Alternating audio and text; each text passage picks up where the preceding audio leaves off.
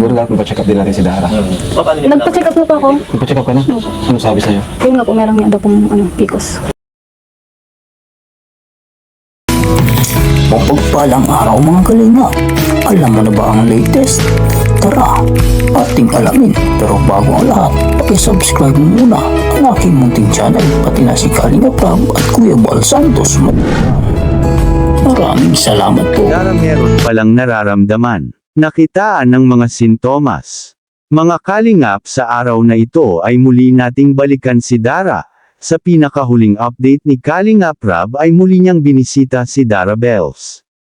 Kung ating mapapansin ay di nagaanong na-i-blow vlog si Dara dahil minsan lang din magkaroon ng bakanteng oras si Dara dahil holiday ito sa school. Kaya't insakto talaga ang timing ni Kalinga Prab ngayon dahil walang pasok si Dara, kaya muli naman nating kamustahin ang kalagayan ni Dara.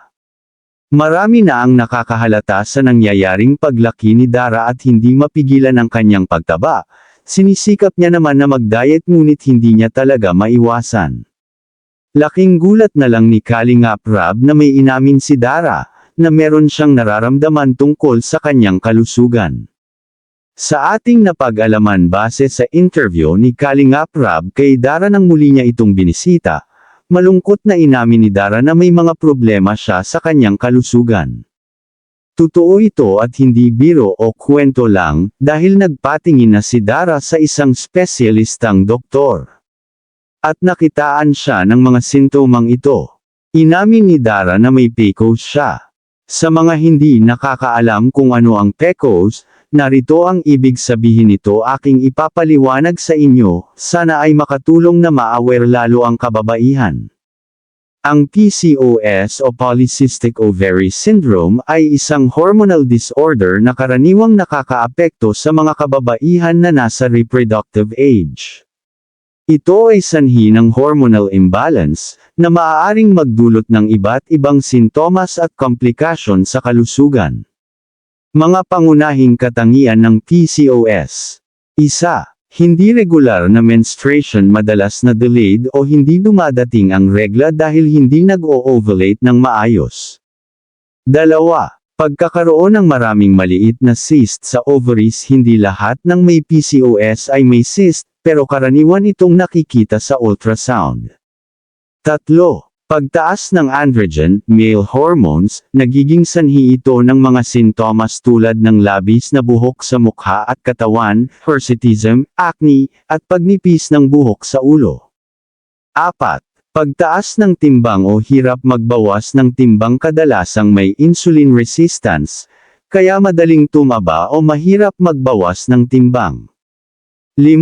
Hirap sa pagbubuntis, infertility. Dahil hindi regular ang ovulation, maaaring mahirapan ang isang babae na mabuntis. Sanhi ng PCOS. Walang tiyak na dahilan kung bakit nagkakaroon ng PCOS, pero may kinalaman ang mga sumusunod. Genetics, namamana sa pamilya. Insulin resistance, mahinang pagtugon ng katawan sa insulin. Inflammation, pamamaga sa katawan na maaaring mag-trigger ng hormonal imbalance. Paano ito ginagamot? Walang permanenteng lunas sa PCOS, pero maaaring kontrolin ang mga sintomas sa pamamagitan ng lifestyle changes, tamang pagkain at regular na ehersisyo. Hormonal birth control, para sa mga irregular na regla at acne.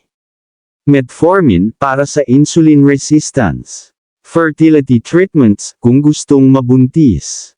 Kung may PCOS ka o may kakilala kang may ganitong kondisyon, mahalagang magpakonsulta sa doktor para sa tamang gamutan at gabay sa lifestyle changes.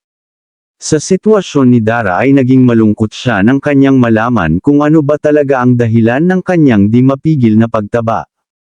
Sa mga nangbabash kay Dara na masyadong tumataba o lumalaki, at dapat mag-diet na, wag po natin i-bash si Dara.